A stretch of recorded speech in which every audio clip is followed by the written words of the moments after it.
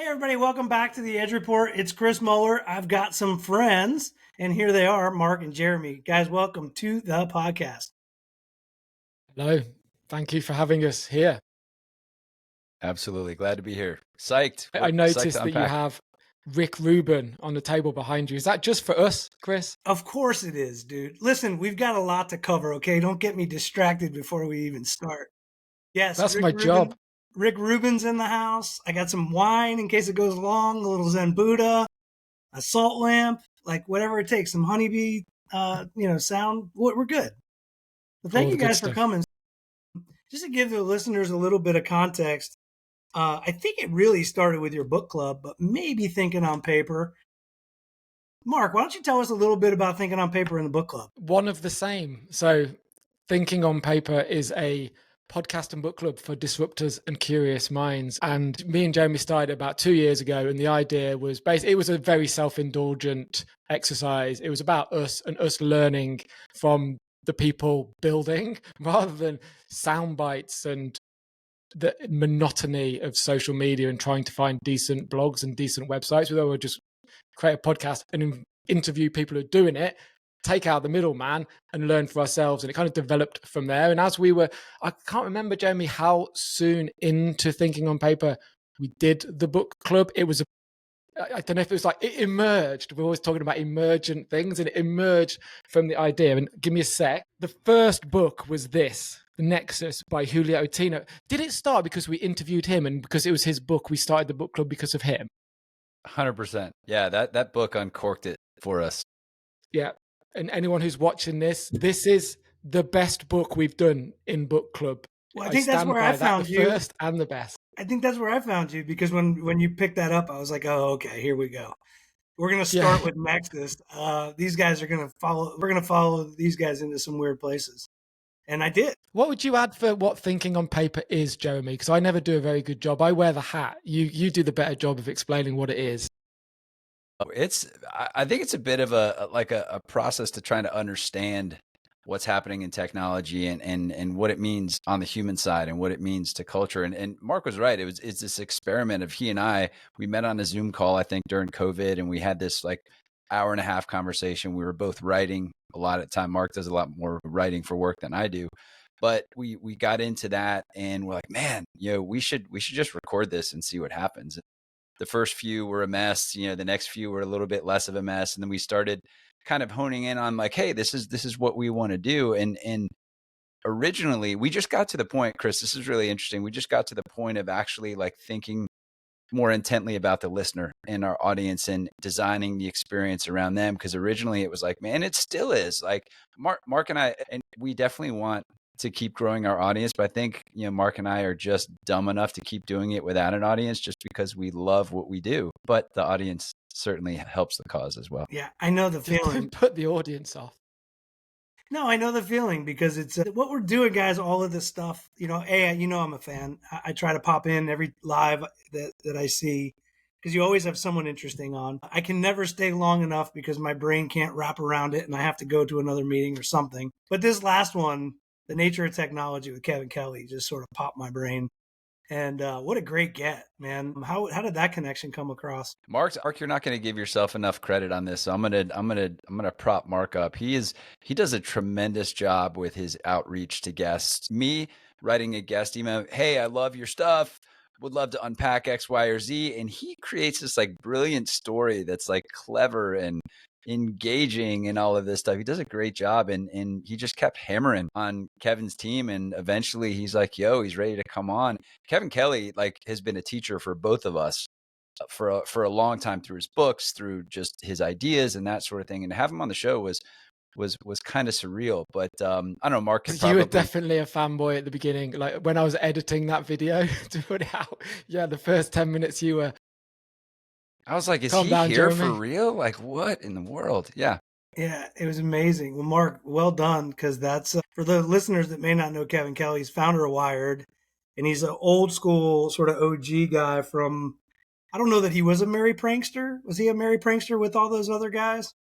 I bet he was adjacent if he wasn't all, but Russell Brand is like, part of his ecosystem, right?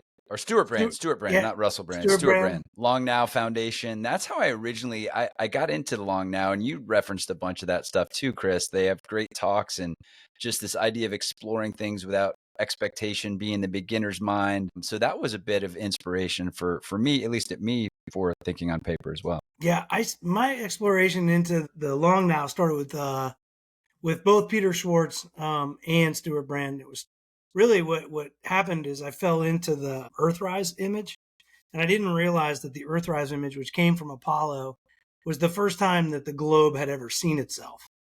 And that like sort of blew my mind a little bit, especially around technology, where we all of a sudden had a global awareness where you could look at the vastness of the ocean, but you did not have that sort of 20-mile view of it. And that's really what kicked off a lot of globalism. They had their global business network at the time and a whole Earth catalog, a lot of really cool awareness, community building, network building in the 60s.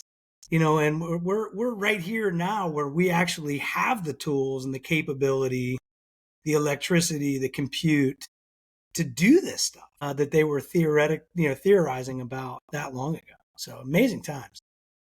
I like how you refer to the Earth. It's the first time that the Earth saw itself or themselves, kind of, and I think that fits to what we've been talking about with consciousness and nature, and how there is delineation between nature and consciousness. And maybe the Earth did see itself for the first time in that photo. I've got to say that, so in the prep for this show, and this stems back to Kevin Kelly. So for me, I wasn't a massive fanboy of Kevin Kelly. For me, Kevin Kelly was 1,000 True Fans. That's how I knew him. That's how I knew of him. I mostly knew of Kevin Kelly via Tim Ferriss. He was on Tim Ferriss a few times. I caught some of those. He seemed like a very wise old man. And in this world of youth, it was nice to have that counterbalance. And maybe that helped in reaching out to him, because it was just like, I just wrote stupid stuff to him, and maybe he doesn't get written stupid stuff so often. So that worked. And a lot of these names that you mentioned, Peter Schwartz, Stewart Brand, I'm here to learn about what these people did. I mean, reading about them, they seem to kind of fits into the thinking on paper narrative, long-term views, humanity first, that kind of thing. Is that right, where their kind of philosophy is based? I love that, like real long-term. I think one of them's like thousands of years into the future, isn't it? Like it's very much building for a distant future. Yeah, Jeremy, you want to run on that a little bit? Oh, we're talking about the 10,000 year clock. Yeah.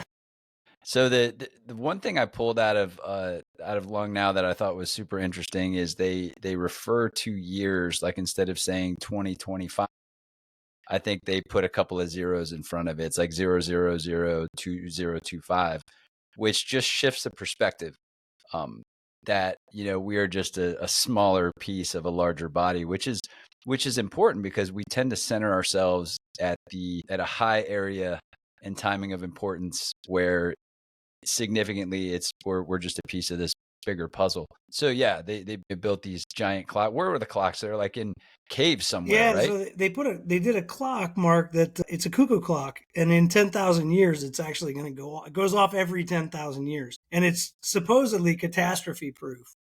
So that's how they built it, and so that it's like drilled into the earth, and no matter what happens to us, it's designed to, in 10,000 years, go off as a cuckoo every 10,000 years, because that's where they measure sort of progress. Is their time progress map is really like 10,000 year increments, because less than that is like doesn't really matter in their thinking. Will there be anyone around to hear it go off, or will the AGI superintelligence have had an alignment problem and destroyed us all, and all that will be left are the birds and the cuckoos to hear the cuckoo clock going off? Maybe like that, or maybe we all hear it we shout from the mountaintops that we heard it because we haven't worked in years and we have abundance, and we've hit utopia, and all of the work is being done because the bots are completely in line. I don't know. But it's Mark has a theory too. When the cuckoo clock goes off, the only living or the only lasting image of storytelling will be science fiction. Everything else goes away. Mark, maybe unpack that a little bit, because I'm still pushing back on it. It was just an off-the-cuff remark designed to instill a bit of passion in you, and I think that maybe looking back at the comment, in the far-flung future, everything will be science fiction, won't it? So, I mean, yeah, my comment stands. Well, a lot's coming to be true, whether Atlas Shrugged, I think I had one of those comments, it was a John Galt moment or something.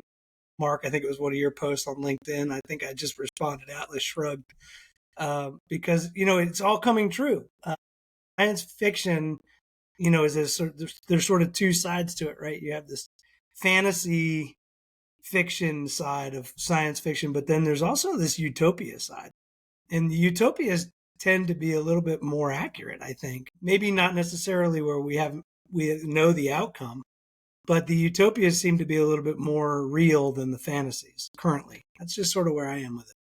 Whenever I hear the word utopia, I always think about this. I always think about Brave New World, Aldous Huxley, and then the more pop culture version of that, Demolition Man, starring Wesley Snipes, and this beautifully designed utopia experience where if I say a bad word, there's all of a sudden, Jeremy Gilbertson, you've been assigned 4 demerits for breaking this and that code, but all of a sudden, this design utopia, there's something that flexes it back into just a shit show. So it's like, I don't know. That's what I always think. And Mark had a brilliant thread going on in one of our books when we were reading Nexus, not Noah Yuval Harari's Nexus. He talked about this pendulum between doom and utopia. And every chapter we got into, we were like, what side of the pendulum are we on now? Is it the doom or utopia? Very much a doom-laden book. But okay. Ooh, yeah. We talk about utopia and dystopia. Okay. As we all know, it's not the destination, it's the journey that counts. Whether it's dystopia, whether it's utopia, whether in 10,000 years the cuckoo clock goes off and we're all abundantly happy and I'm 10,000 years old and all the world is just a peaceful, tranquil. It's like the Mediterranean Sea on a summer's day. What about the journey? Where are we? Me and Jeremy, we speak. I think we're about 200 episodes in now, 200 guests into this, and the over 3 years to however long it is, the rhetoric is changing, the conversations are changing, the common threads are changing without doubt. The last 6 months, I don't need to spell it out, do I? I'll ask you first, Jeremy, what have you taken? Like, let's say the last 6 months of this, where are we on that journey? What's happening right now? And Chris, I think the guests that you speak to on your podcast are maybe adjacent to ours. Maybe they're not builders, maybe they're more thinkers. I think you're working more in sustainability. Where are you at on this journey to utopia or dystopia? Where are we in May 2025? Jeremy, where's your head? Oh, is that a me? Yeah. Man, it's tough not to steep into political stuff, but it's tough to manage the status of the journey today when you see a lot of things happening, at least in the States, right? And I know you have some perspective of outside in of what's happening, but as we're learning about over the last 200 episodes, the power that technology has to do really good things or to do really bad things, and learning about history and some of the patterns that we just talk about throughout some of these episodes, you're starting to see patterns. So pattern recognition is not just a computer thing, right? It's a human thing too, to see like, wow, look at the patterns that we're seeing again that we maybe saw, in the 30s and the 40s that are now spinning back up and driving us in a certain direction. So when you see a pattern, is the outcome automatically predicted, or does anyone even care that the same patterns are coming up? So long story, I don't know, Chris, you live in North Carolina, so you probably have some perspective. How's your well-being related to where the political world is headed? Politics it's interesting. It's entropy. We like the early thinkers were mathematicians, philosophers, then mathematicians. Like how we got here technologically, I think was mostly through math. And I think we're really in physics now. I think we're really at quantum. I think you guys have been down that path a little bit with qubits and superposition. I feel like we're in that entropy period. Yes, I knew you were going to pick that up. And along with that, that's a phase change. So it's a whole different perspective on life that we've been given. It's not mathematical anymore. It's beyond the algorithm has now turned into something of empathy. And I think that it's about energy. So I think that it's deep into physics. If there's one course of study that I think I wish I could have gone back to in high school and really paid attention, it would have been physics. Oh man, you and I are not only lived in Connecticut, very close together at one point without knowing each other years ago. We're very aligned in that specific thought. I think if I could go back and push my education button back to college, I was a business major. I majored in marketing, which is very, now that I look back and I'm like, meh, like, why did I do that? Anyway, long story short, I would have gone physics and philosophy and kind of roped those, because that's what I've been studying since I've been out of school and been so enthused by it. How about you, Mark? You're a big writer. I mean, let's not diminish the value of the spoken word. I mean, I was an English major, communication major, but I also studied geology. So I'm a little bit weird. Mark, what was your field of study? Funnily enough, on physics. So in England, when I was at school, we had GCSEs, which you do when you're 16. You have A levels, which you do when you're 18. Then you do or don't go to university after that. So my own, and I don't know what it's like in America, but the GCSEs then was scaled on A, B, C, D, E, F, G grades. So with A levels, the only A I got in GCSE was physics. The only C I got in GCSE was maths. Because my school was obviously not very versed in telling people what they should and shouldn't do, I did maths A level, not physics. Flunked out of maths. I did geology. I did like you. I did geography and psychology. And then at university, I did international relations and with a minor in human geography. And what's I human remember geography? The day I chose that. It was human geography. So it was like international relations is essentially politics for layman's. And then it was human geography. So dispersion of people, where they go, why they go there, etc. And I remember when I was at school Very choosing Harari. what to do at university, I was literally like, that one. Yeah, so isn't that funny? That's how we all know. Our background is so diverse, but yet we're all now sort of studying the same. We're in the same world, and we're completely separate, right? Jeremy's in Georgia, and Mark, you're in Switzerland, right? And France, and it's like so crazy that the world that we could be living in and the people that we could be talking to have been studying a lot of this stuff for a lot of years, and it's finally here. It's really just sort of an interesting time because I think the tools have enabled us. It's kind of like we're at our moment. So it sort of feels like that, doesn't it? Like this is the moment that so many people have been preparing for. Yeah. And so carrying on from that, I know that recently Zuckerberg announced this. He wants emotional AI friends for everybody, and everybody has AI in their pocket. And I think everyone knows my stance on this. I'm a cynic. But if I'd had ChatGPT Pro model when I was 18 and I had to choose what I was going to do at university, if I'd had it when I was 16 and had to choose which A levels to do, and at the school I was at, I didn't have access to people who could really help me, either through my lack of effort to find those people or the school's lack of understanding of giving that, I would have had a much better designed higher education than I did. In hindsight, who knows if that would have been for the better or not? Probably for the better in terms of career, but I didn't have that. And so maybe someone who's 16 and listening to this, if you're not sure what to do, maybe you should get on ChatGPT and kind of work it out, crack it out with the algorithm. Maybe you should. If they know you better than you know yourself, then why not? That's interesting. You think an AI could know you better than yourself? And that's what they all say, isn't it? Well, how many times a day do you read AI knows you better than you know yourself? The algorithm knows you better than you know yourself. How much do we really know ourselves? There are no shortcuts to self-awareness, my friend. But but it's a tool for that. Let's say. So when I was 16 or 18, I didn't have those tools. I didn't have that mental capacity to do that. Is it a shortcut to rather than say, okay, I'm not going to use AI to find myself, and I just won't find myself? Or do I, like, how do you, it's a balance perhaps. I know that, like, so I'm building, you guys may know, you probably don't know much about the projects that I'm building, but I'm deep into it. So I had my first AGI with my model where it recognized and sensed that I was having a bad day and that I was frustrated. And you've created AGI in your house. I think it just felt like next to the wine bottles. I don't think that it's defined that way. Like, I don't think that the true technologist would say that's true, but like I had that moment where I was interacting with a bot that was a model that I have done a ton of training models on. And I wasn't getting the type of response that I was looking for. I kept getting the same type of response, and it was very nuanced. It was a micro model training level. And it literally said, I'm sorry, I'm sensing that you're frustrated.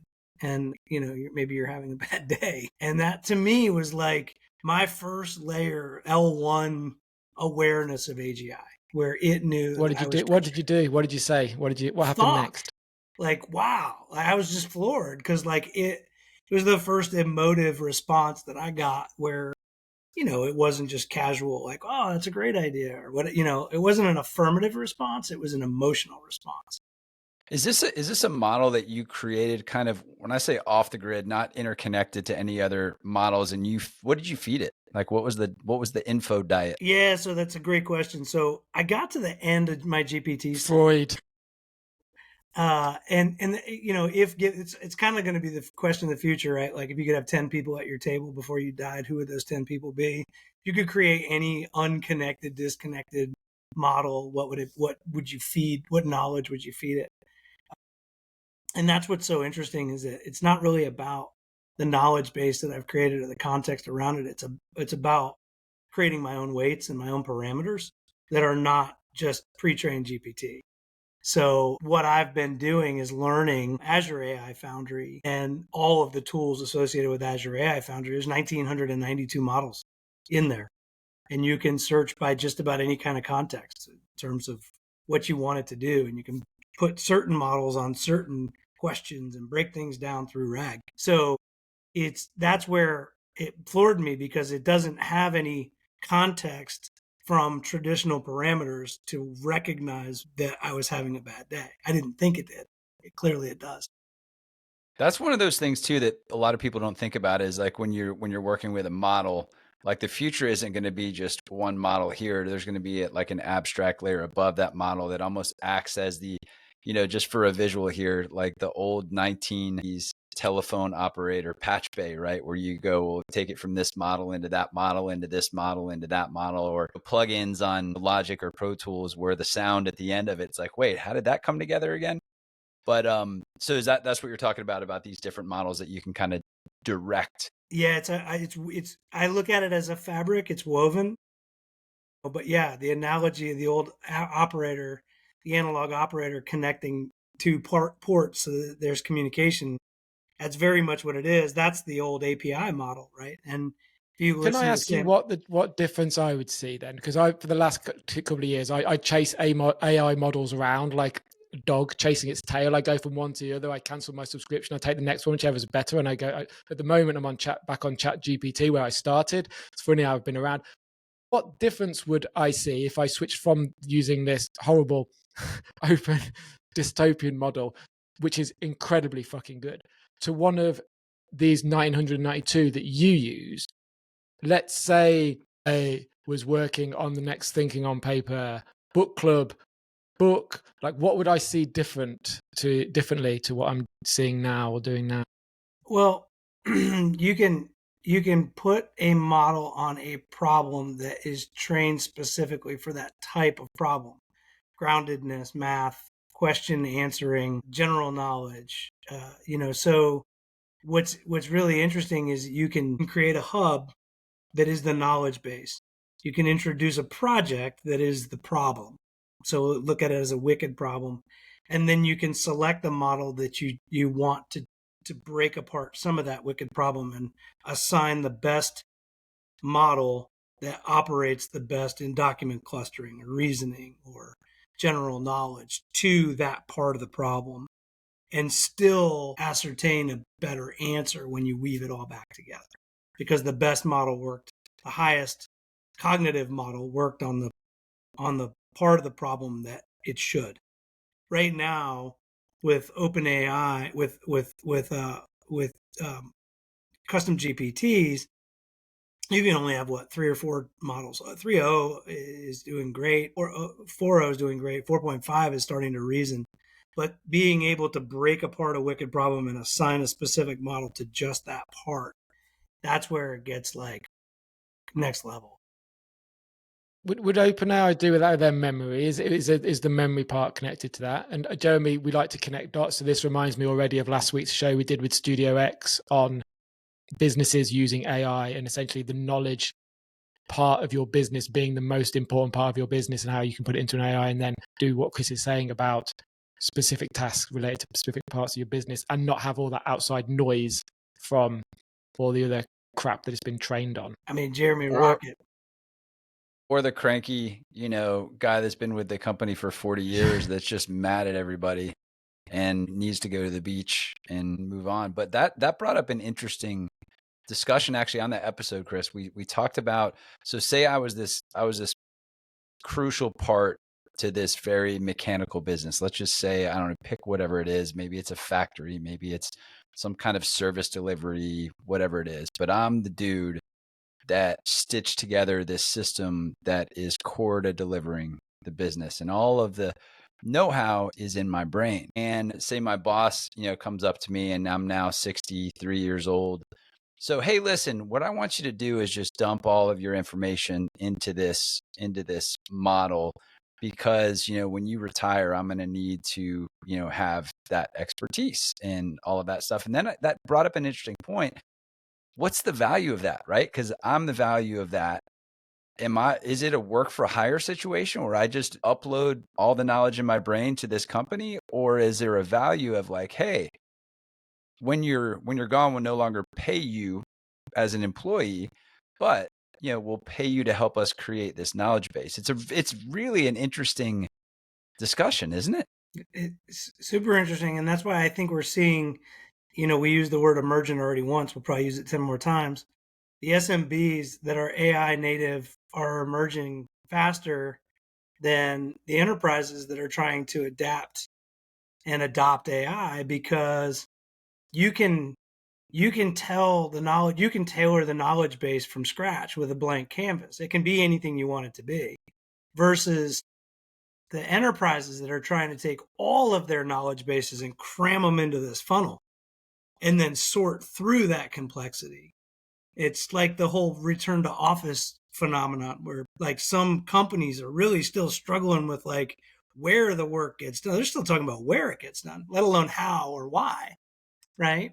So the interesting thing is that we're going to see these agentic OS companies that have had their sort of Copernican moment where they're like, you know what? Let's just cancel out all of that complexity and just go specific to the problem, solve the problem, and put the customer first, build a knowledge base around that, and respond. And you're going to see $100 billion two-person company, because they can't. Well, you mentioned the real estate, and you've got a bunch of history and background in real estate, and you mentioned return to work and that sort of thing. How much of the return to work thing is rooted in a balance sheet with a ton of liabilities of property? All of it. Companies just... all of it. That's the unpopular answer. It's all of it. It's capital markets. It's real estate investment trust. It's your mom's pension. Like all of it is rooted on what was traditionally, before COVID, the most stable asset class in the world. Because literally it would take a pandemic for the office not to be open, until the pandemic came and then the office didn't open and people were still productive. So, that's the aha moment, the Copernican moment, where we got to the future of work. We looked at the edge and we were like, I guess I just have to jump and see if the chute works. And necessity being the mother of invention, productivity didn't go down. GDP stayed pretty strong across the globe. We all worked. We all made it work. And then to try to put that genie back in the bottle for the last 5 years, the only reason that you would do that, in my opinion, is because you had a vested interest in the performance of the asset. So what could that look like if one bold company was like, balance sheet be damned, we're going to do what's best for this knowledge base? Like you said, all the future of work is around the knowledge base that a company can convert into something someone else wants to push a button and get, right? There's a couple rad examples of that, actually. Atlassian's a really good one. Doist is another really good one. GitLab was one of the first remote first companies where their teams were distributed.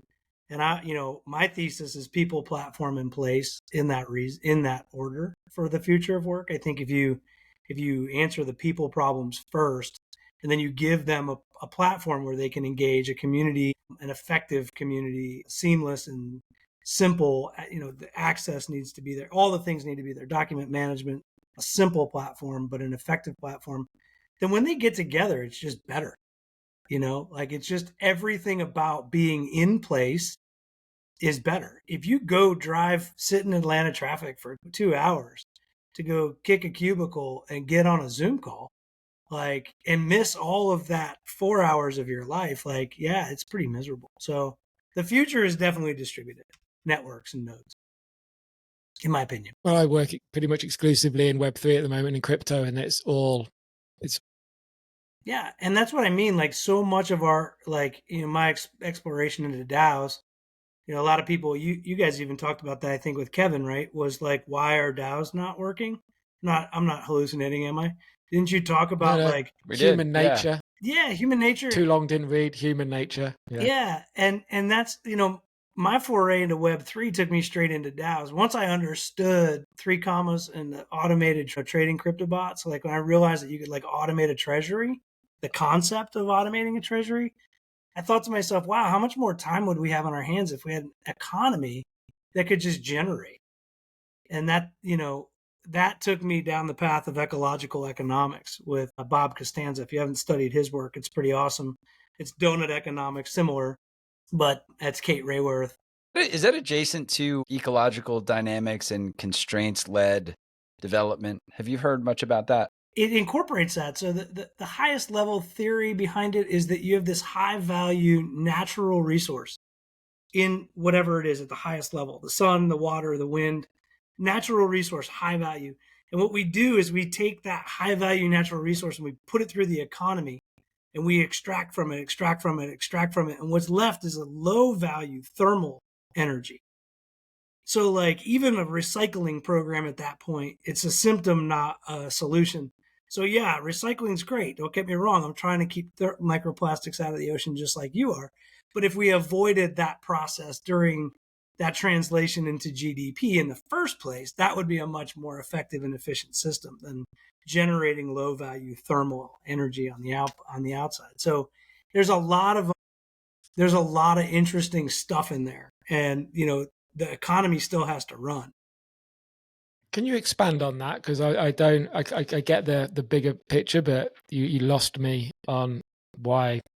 Well, I'll just give a quick example because I don't want to get too far into it. It's like a whole, you could study this for years, but even just looking at photovoltaics, for example, you're taking that high energy sun, which is a natural free quote unquote resource, and you're generating electrical energy through that panel, through that phase change.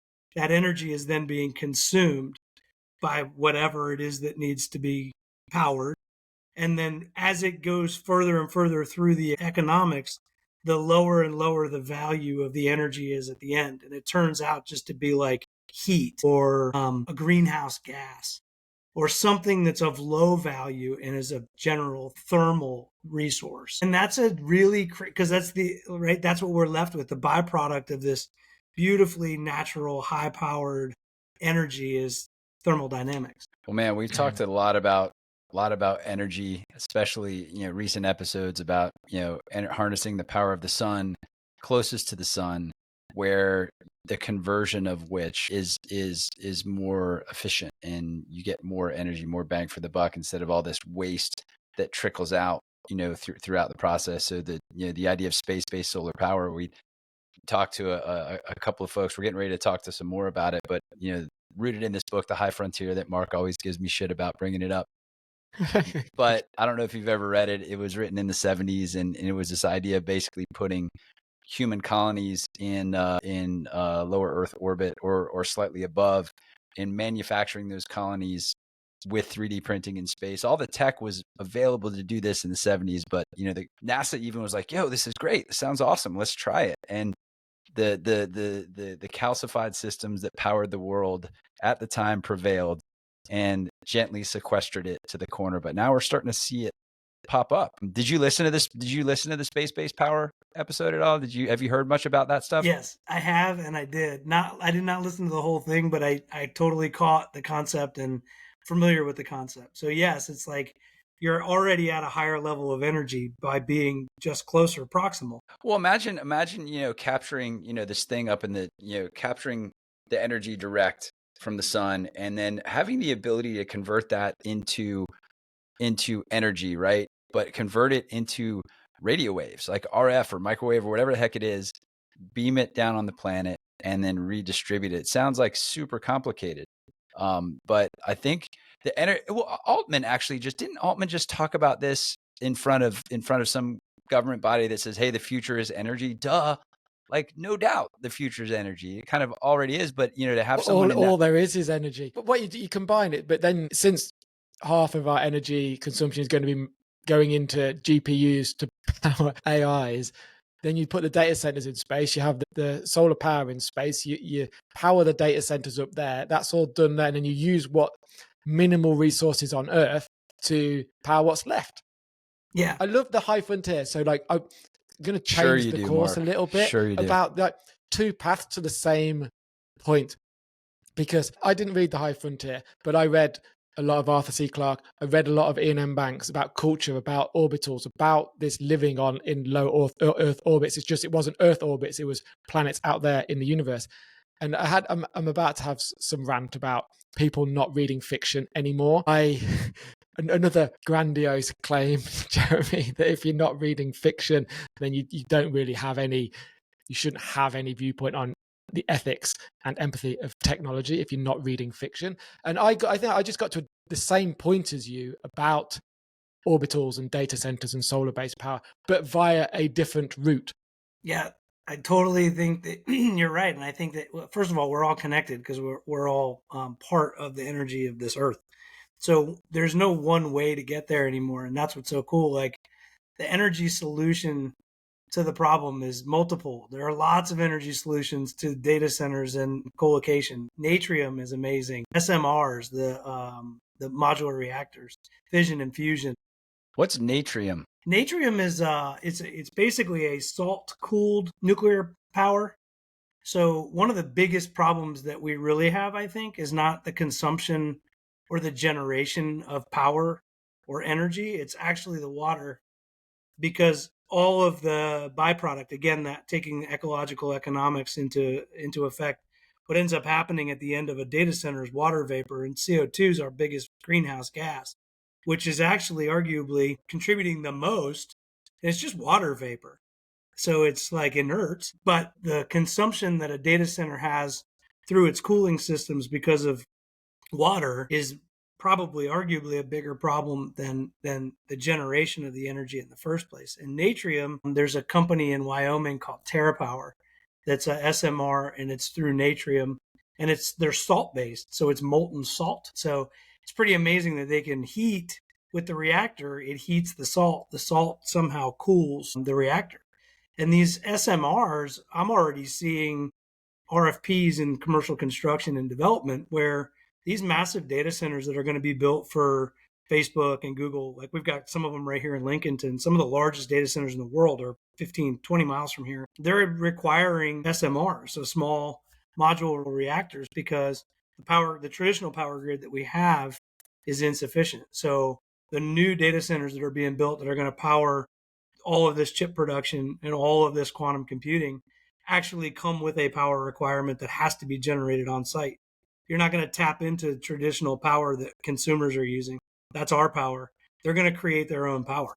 Here's where it quantum gets doesn't use any energy, does it, Jeremy? Right. That's a whole nother thread. But no, Chris, how big are those data centers? Just like for my curious brain. Millions of square feet.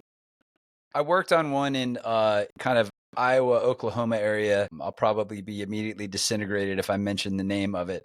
But it was a 800 megawatt facility. It was cityscape. It was massive, like the biggest thing you could see. It looked like a town. But the power required for that was bonkers. So, Chris, really interesting that some municipalities are actually requiring some of these SMRs. But here's the challenge: how are the utilities, the power utilities, reacting to that, and who has the bigger lobby budget? Here we always talk about this, and I always talk about it like the calcified systems rubbing against the way we all know to solve some of these problems, but we don't let ourselves solve them because we want to keep old systems that run our economies in line. That is the frustrating piece. So yes, is I think the first answer to that. Duke Energy, their corporate headquarters is in North Carolina. We have one of the cheapest units of kilowatt hour electricity in the country, which is a massive economic development incentive for us. So that's why Apple's here. That's why the community of Catawba County and Maiden and Lincolnton, North Carolina, are all totally off the grid radar wise, but they support probably a massive amount of compute for all the largest companies. And it's not a binary thing. It's kind of like when you get into the argument of crypto with Bitcoin and fiat and gold. It's like not all of them. Yes. So we need renewables. We need natrium. We need fission. We need fusion. We need traditional. We need coal. We need all of the ways that we can generate power. So the massive infrastructure that's been built out here is in renewables. We have twice the capacity plug-in ready in renewables across the state of North Carolina right now. So if we need to double our capacity overnight, we can do it. They're not currently on grid because the demand's not there, but the supply, the potential supply or almost kinetic ready supply is here. So that was a massive investment in Duke Energy. While people were arguing over the value of coal and fracking and propane and natural gas, they were building renewable. So we're already there and we've got double the capacity. And I think the rest of the country is really kind of right there too, where we've quietly in the United States doubled our capacity over the last 10 or 15 years. And we are plug-in ready, but not anything in comparison to what we're going to need. What's interesting, what you're talking about with that is like the ability to understand where that capacity is and be able to redirect it almost on demand and route it on demand. Have you guys ever heard of Base? Is it Base Power? I think it's Base Power. Base Power, yeah. It's a residential power co-op. Yes. It's out of Austin, I think. Yes. And they're installing batteries in houses for like a reduced fee, but also with the ability to gather data on the grid and be able to shift and, run demand. I think that's where things are heading. I'm seeing a lot more of that on demand. I've only heard of them because of friend of the show, Packy McCormick, and he's invested in them and he tweets about them quite a lot. Yeah, I say friend of the show. He's not been on the show yet. Packy's been down the energy thing, as you guys probably know. I mean, he had probably one of the best white papers I can remember reading was his deep dive into fission fusion and the future of SMRs. So yeah, that's funny that you say that because I think that's what piqued my interest in it. And the future is definitely distributed in power in the United States because it's an issue of national security first and foremost. And the Department of Energy and NREL has recognized that resilient communities have distributed power systems. So, first and foremost, we don't want centralized grids. And that infrastructure has been quietly engineered over the last probably 15 years. But the whole decentralize everything. Yeah, well, I mean, that'd be a great thing. But there's like this whole, like, if it's decentralized, then someone at the middle can't control it all, right? And I don't want everyone to think I'm this like conspiracist on all of this stuff, but like there's a flux, right? If we just talk about a trend of centralization versus decentralization, Tim Wu has written about it for years in various industries, how industries open up and then they close and they open up and then they close. But getting things to open up is pretty difficult sometimes. Yeah, it sure is. And Kevin Kelly said one of those quotes that he had during your podcast was, "If you take the smallest thing seriously, there's a world there." And what's smaller than a unit of energy, and there's, oh boy, is there a world there, and let alone the opportunity to control it or distribute it, but then profit from it. The future of a lot of what we're doing looks similar to utilities and meters and less like subscriptions, in my opinion. I think a lot of the systems and the AIOS, if you will, of the future is going to be a metered throughput. And there's going to be a rate, and that rate is going to be a bill at the end of the month. And the more you use, the more you pay, or the higher value or the higher quality you've chosen to use, the more you're paying. It just seems like that's kind of where we're going in this crazy revenue model of circular economics. So a pay as you use versus a monthly rate kind of thing? I think so. Well, let's go on the Doom Utopia scale. I'm your friendly dystopianist. So the energy wars are going to be here before the water wars, because at the start of the show we spoke about billion-dollar companies, and we spoke about this on Thinking on Paper, trillion-dollar companies with 10 employees. You're speaking about city-size data centers on your back doorstep. You're talking about everything's going to come down to energy. And yet, I don't know how many people work in a city-sized data center, but I have the feeling it's not as many as used to work in a coal mine. And I have the impression it's probably not very many, and it will get automated to death. And maybe one of those first companies that's a $1 trillion company and has 10 people in it is an energy producing company. In 10, 15, 20 years, I don't know, Elon Musk said 2045. We have the 2045 of Ray Kurtzweil and the singularity coincided with this. Who owns, who produces? Like, what do we do about this? The automation of one of the biggest industries in the world. It's going to employ 20 people. It just is. You're right. I mean, this is what you'll read in the headlines. I just pulled one up because I wanted to see what the latest one was. So this is Center Square, the Go foothills for Catawba County. Apple to expand their data center campus in Catawba County.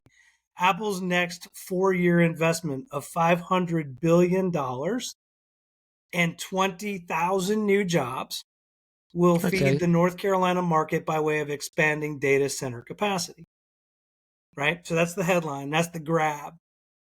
The reality. So those 20,000 jobs are building it, though, aren't they? What happens when it's operational? I've been to this site, and it's 250,000 square feet now-ish, and there's maybe 150 employees. So to your point, and those 150 employees are because 24/7, 9 nines of redundancy. It's not even really because they need to be there, but they need to be there. Someone eventually might need to unplug something and plug something back in for PoE reset. And that's the only reason they're there. You can automate power cycling. It's a very scary prospect for me that when essentially in 20 years, everything is about producing energy, and there are so few people that we can hold responsible. There's so few people working there. And all the headlines, all the scary headlines are AI is going to take your job. No, AI is not going to take your job. Someone using AI is going to take your job. And I have a hard time getting to grips with that because the automation of everything, I don't see these new jobs coming. And that's just a prime example of that.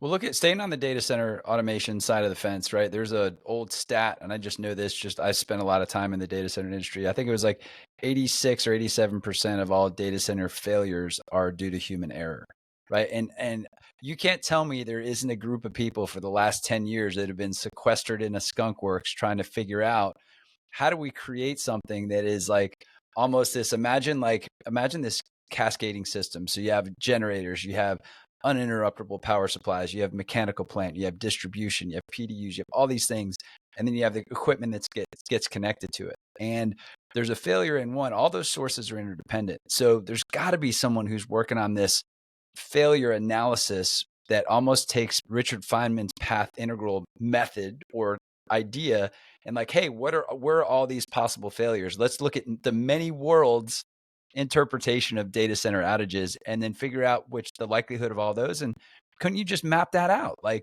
Peter Schwartz.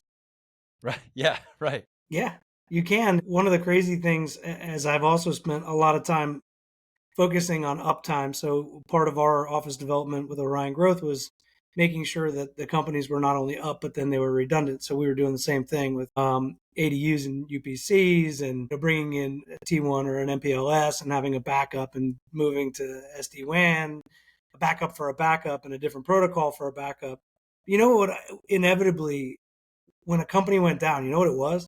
The fucking varmint chewing through the fiber cable. We had millions of dollars of infrastructure, humans, thought, people, whatever. And then some mouse would get hungry and sniff around. I think at one point there was an automotive issue in the United States with wiring harnesses where the coating that they were using, the insulation they were using on wiring harnesses smelled really good to mice. Oh, no way. And they heated up. So they were attracting, the engine was warm, So they were attracting these rodents, and then the rodents would come in and sniff and smell the wire and chew it. So, like, you know, how, I don't know when. It's like food truck alley for rats and mice. Right? Like, It's holy. a warm place It's like with a something bunch from of. the Hitchhiker's Guide to the Galaxy, and then the mouse bit the cable, and I woke up 1,000 years later as the only last human on Earth. It's mad. There you go. So, like, you know, even, you know, it does, the human will always be in the loop. I definitely truly believe that. And I think another one of those great comments that goes back to your episode with Kevin Kelly was when he was talking about Alan Tuffler and going into the conference room or the adjacent conference that had another barbershop conference or whatever, and saying, you know, that great payoff of being interested in something you're not interested in and piquing curiosity. Like, if nothing else, and necessity is the mother of invention, you guys know that I always say explorers use compasses, not maps.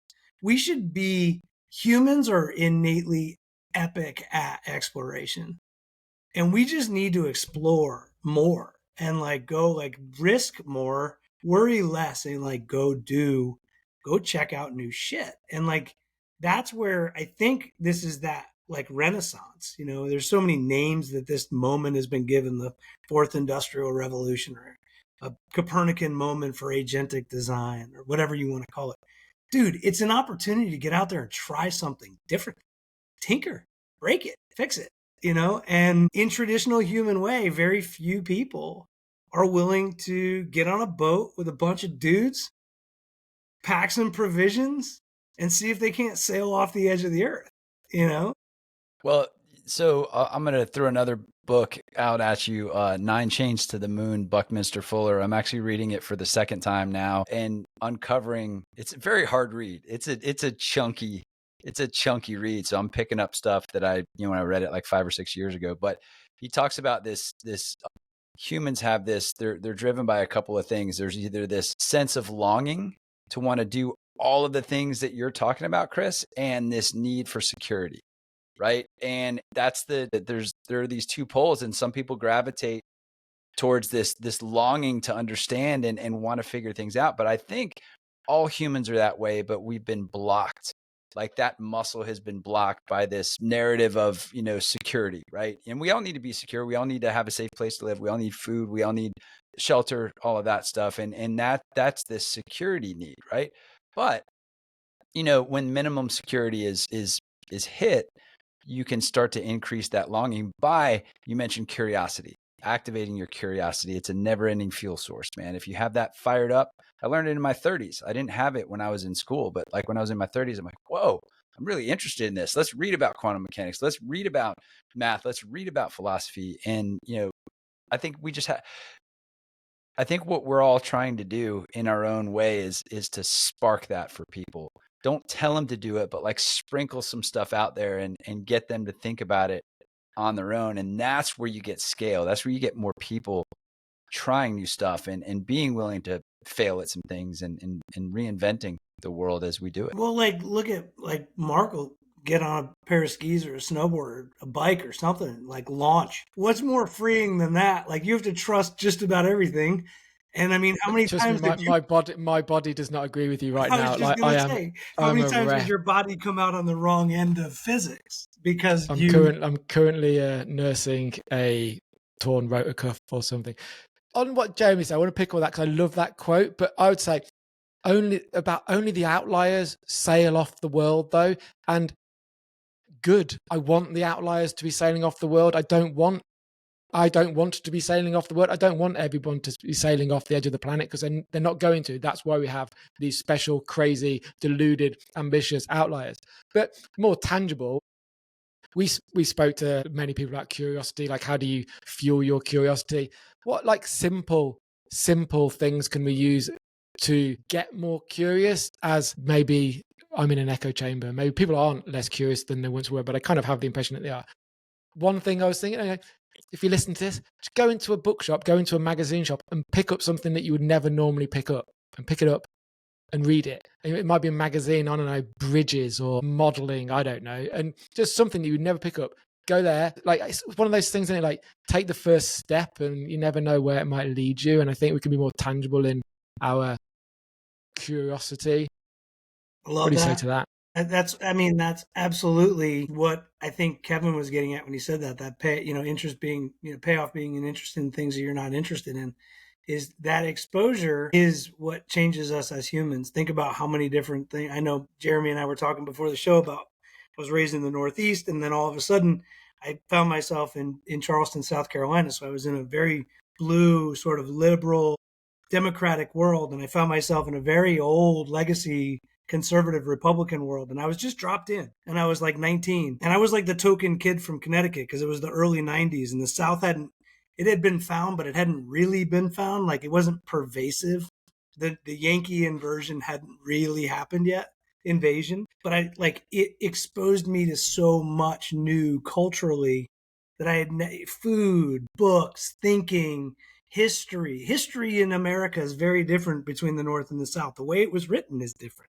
So I love that, Mark. You're right about, like, just try to find curiosity in something that you don't know anything about, or put yourself into a position where you can't do anything but learn your way out of it. Yeah. I'll tell you and if what, you don't too, like it, pick up something else. Yeah. Totally. And even books that end up kind of sucking a little bit, I've always found something out of a book that leads me to another book. I think, like, threading these, I want to map this out eventually, like this book journey of, this led to this, led to this, led to this, in a little map. But one thing I would add, and you guys know, I'm a big proponent of this, but I think, like, writing in a notebook is such a powerful way to process what you see, what you read, what you hear. Writing is a self-correcting mechanism that, we don't have. And, as we read through, Nexus by Harari, like, we're literally witnessing, Chris, the dismantling of our self-correcting mechanisms. Not to go too far again on the political realm, but you can have your own, right? You can have your own right here, and that feeds curiosity. That feeds, direction, purpose, meaning, all of that stuff. Do you remember when we did Clear Thinking, the book club? We did Clear Thinking. My board of directors is in the front page of my notebook, so to remind me to keep to that North Star. Chris, you read Think and Grow Rich, I'm sure, right? Yes, I did. Do you remember the Council of Invisible Advisors? Absolutely. Where it's like this exercise is sitting across from Henry Ford or whomever else you thought have you ever had a dialogue with your invisible advisor? Like, I've done it on paper, not out loud. Well, I think we all share that, guys. Like, I write, like, writing for me is relatively new. I'm like maybe 4 years into it, where I'm committed to it. I believe in, like, tech. I call it tech as a practice. I think it's like anything else. It's so dynamic right now that you really have to engage technology as a practice. And so the way I practice is I go look, I find something interesting. Packy might have brought up something on SMRs, and then I go deep down SMRs, and it takes me to Terracon, and then I find Natrium systems, and then I see a podcast from you guys, and you're out there in space talking about harnessing the power, and I'm like, oh my God, I have to write in order to put that together. So that is sort of my process. And my wife is an occupational therapist for kids, and she works with everything from, like, a severe and profound kid that really can't even grip a pen or a pencil, all the way to a kid that just maybe has a little ADHD and can't focus long enough to be patient to write, which was me as a kid. Like, Same. I didn't mind writing. I wasn't patient. I just wanted to get my thoughts and couldn't get on the paper fast enough. So the reason I say that is that exchange and that blood-brain barrier is like being outside and climbing a tree, coming back in, picking up a pencil and writing. Like, that is how we're supposed to evolve. We are still monkeys. We still have cognition. We have activities of daily life that we still should be outside doing that are not in this world. And it's how we learn as humans. And when we put our thoughts down on paper, that's, when I first saw Mark and you doing your thing, thinking on paper, I'm like, shit, that's what I do. Like, when and now I can't not do it. Like, so this morning, for example, I had a coffee meeting at 9, but I wasn't going to not write before I left. So I got up at 5:30 and I had a cup of coffee. I walked the dog. I came out here. I wrote for 2 hours, and then I went to my coffee. Now we're here talking about it. And it's like, that's my model that makes my old model obsolete. Going back to Bucky Fuller, Like my model of learning and cognition is to do all this crazy technology, explore, write, train, model, weights, context, knowledge base, AIOS, RAG models, and come back and write. So that's, we got to keep doing that. Do you know where Thinking on Paper came from? Mm-mm. So have you ever read William Zinsser's book on writing? Yes, I skimmed through it. That book, that's the reason that I started reading Joan Didion, that William Zinsser book. You're actually the reason I started reading Joan Didion, believe it or not, Mark. Well, there you go. It's always connecting the dots, Jeremy. There it is, you see. So Zinsser had a quote that, I'm paraphrasing, but if you can think about anything clearly at all, you can write about anything. And writing is thinking on paper, right? And anyone has the ability to access that. If you can think clearly about something, you can write clearly about something. So that was a powerful quote for me, and it sounds like we all use it to process and synthesize and do all the stuff that makes it work. My current book Which is why we have to keep the name, Jeremy. Oh, 100%. My current book Just change the colors. My current book is a simpler way. Margaret Wheatley, you guys probably see. I pick up my daily affirmation is to pick up that book, thumb it, stop it like you were doing the other day, Mark. What book's that, sorry? It's called A Simpler Way. Margaret Wheatley. It's always right here. That's what it looks like. I pick it up. I do this. I do that. And then that's my thought for the day. Go on then, read that one. Read that one. Yeah. Oh, okay. Yeah. Read the one. It was Emergence. I'll do it right It was here. Emergence. Here's another place from which to contemplate a simpler way. Stability is found in freedom, not in conformity and compliance. We may have thought that our organization's survival was guaranteed by finding the right form and insisting that everyone fit into it. But sameness is not stability. It's individual freedom that creates stable systems. It's differentness that enables us to thrive. That is so profound and so relevant to this whole AI. Anyone can create, anyone can write. And it's like amplifying the humdrum doesn't make it Franz Kafka. Get that book. That quote is great. Buy that book. A Simple Way? A Simpler Way.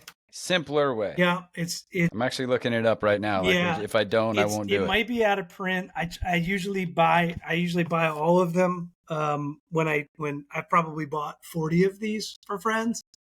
And I just start and finish my day with that book pretty much every day. Challenge accepted. Yeah, and it's right there with KK and the nature of technology, because the whole book is rooted in nature. Like that's the whole point of the book. And nature is, maybe if we, had another 2 hours to talk about this, maybe our evolution with this technology is just part of that, and it is just energy slamming through rocks at the end of the day. And that's kind of a crazy concept. So we could go on for days and days and days. But I have a traditional question that I got to ask both of you. 3 adjectives, you have to pick one. I think I already know the answer, but that's just me. Mark, if you were to best categorize yourself, would you think of yourself as a maverick, a maestro, or a misfit? I'm definitely not a maverick. I once posed for a photographer who did these face portraits and then dissected everyone's face into percentages of how they would describe their personality. I'm 10% this, I'm 20% that, I'm 30% this, I'm 40% the other. Mine said 100% undecided. I know I'm not a maverick, one of the other two.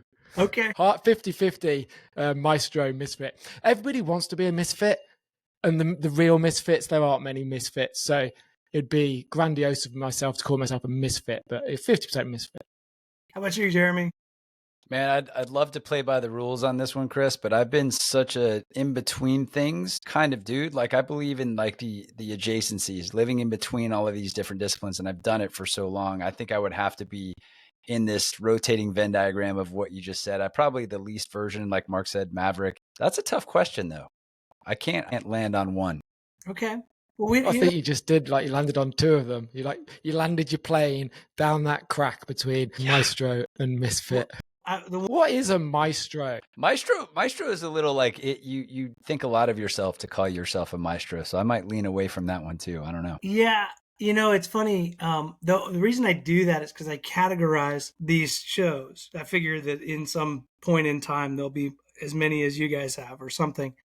And I just thought it would be fun to have like a maestro's call, a maestro's group, a Oh, I misfit like group. The that. Yeah. misfits are probably gonna have the best parties. So like, they're, and then the Mavericks are probably like, I don't know that you'll really be able to get into that room because there'll be a lot of ego there.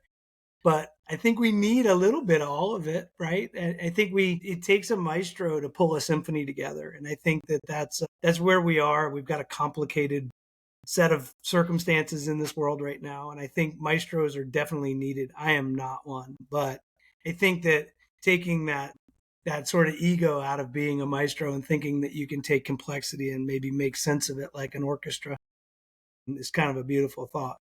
Here, I'll leave you with the last one here. That can we add synthesizer to that list? Yeah. I think that's what I feel for me and you guys. Like talking to you guys. You guys like to put the tentacles out and like bring stuff back together, smash it around. Okay, on the orchestra, my go then. Okay, if you were an instrument in an orchestra, you're the London Philharmonic. What are you playing? Which instrument in the orchestra are you? Both. Man, which one would I want to be, or which one am I? You can have both. I mean, I think I would want to be. I think I want to be the piano. I think I would want to be the piano, like just to be like melody, beautiful grand piano that can it can play anything. It can make you feel so many different things. So I would go with the piano if I could embody an instrument. I would be the bass player in the jazz combo, two doors down in the CD bar. Warm beer. Wishing I could be an orchestral musician, maybe. I don't know. Yeah. Guys, this was fun, man. We definitely have to do it again. I love just the amount of reference that we made to epic humans during this hour. We landed on a lot of things. So we should pick one lane maybe and do this again. Like any one of the 40 things that we just threw at the table, we should pick one and go deep with it. I'd challenge ourselves to stay on one train for a while. That might be. Could I just say thank you for supporting Thinking on Paper, Chris? Oh yeah. It really means a lot that if it's resonating with at least one person, then we're going to carry on doing it. So appreciate that a lot. I love it. It's like, there were a couple of people out there post COVID, you guys being one of them. Anthony Day and Diego Borgo's podcast was a lot of fun when they were doing their stuff on blockchain and, NFTs entering the enterprise world. And that just sort of allowed me the space to time travel. I feel like I got an opportunity to go 20 years ahead as an entrepreneur that most entrepreneurs are kind of busy building.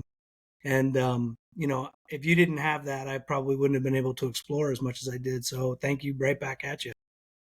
Appreciate that. Very kind. Well, guys, this was a ton of fun. We'll do it again. Thank you again for coming. I'll put all your information in the show notes. Anything we missed that people might want to know, ThinkingonPaper.xyz. Everything's on ThinkingonPaper.xyz. XYZ, sorry. It's okay. You can show where you're from. We love it. Well, thank you guys. Appreciate you a bunch. Thank you. Good to see you guys. Take it easy. Bye.